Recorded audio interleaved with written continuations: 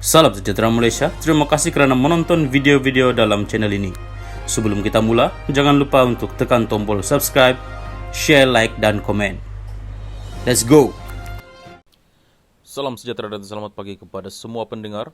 Berita pagi ini dipetik dari Berita Awani bertajuk Percubaan kedua Rosmah mahu hakim tarik diri satu penyalahgunaan proses mahkamah.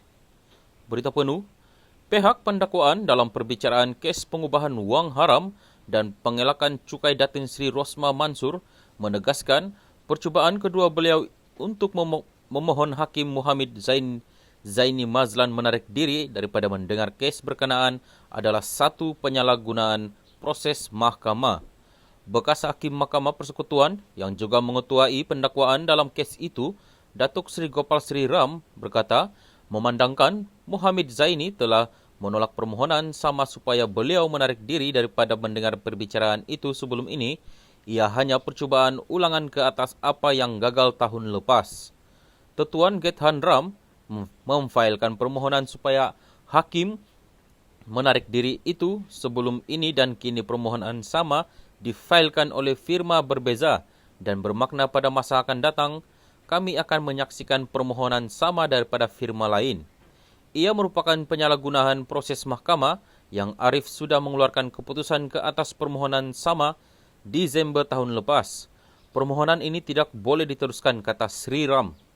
Ini adalah kali kedua isteri bekas Perdana Menteri Datuk Seri Najib Tun Razak memfailkan permohonan sama selepas Muhammad Zaini yang merupakan hakim sama di dalam perbicaraan kes hybrid solar Rosmah telah menolak permohonan Rosmah supaya beliau menarik diri daripada mendengar perbicaraan itu pada 14 Disember lepas. Dalam keputusannya pada 14 Disember itu, Muhammad Zaini berkata, beliau berhati-hati untuk memastikan beliau tidak berprasangka terhadap Rosmah dalam kes pengubahan wang haram apabila merujuk kepada kenyataan dalam kes hybrid solar kerana seorang hakim perlu membuat pertimbangan secara berasingan dan bebas terhadap bukti ke atas tertuduh. Sebarang dapatan yang saya perolehi dalam kes solar kekal di sini, ia tanggungjawab saya yang berat atau kepada mana-mana hakim untuk memastikan tertuduh dibicarakan secara adil sebagaimana termaktub dalam perkara 5 Perlembagaan Persekutuan, katanya.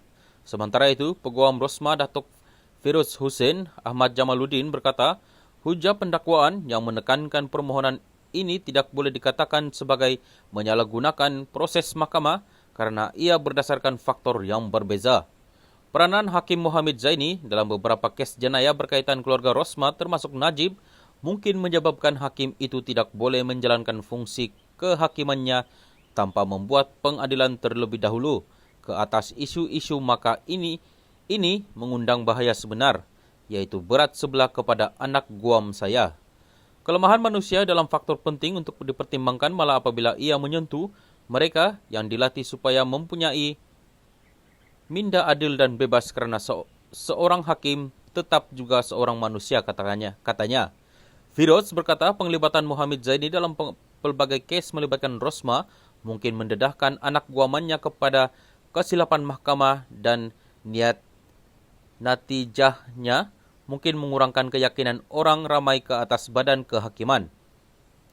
Muhammad Zaini kemudian menetapkan 21 Mac ini untuk membuat keputusan permohonan itu.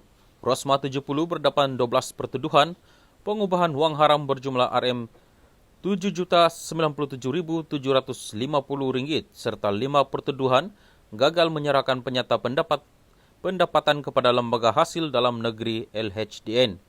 Perbuatan itu didakwa di Afin Bank Berhad, cawangan bangunan getah asli, Jalan Ampang di sini antara 4 Disember 2013 dan 8 Jun 2017 dan di LHDN, Kompleks Bangunan Kerajaan Jalan Tuanku Abdul Halim di sini dari 1 Mei 2014 hingga 1 Mei 2018.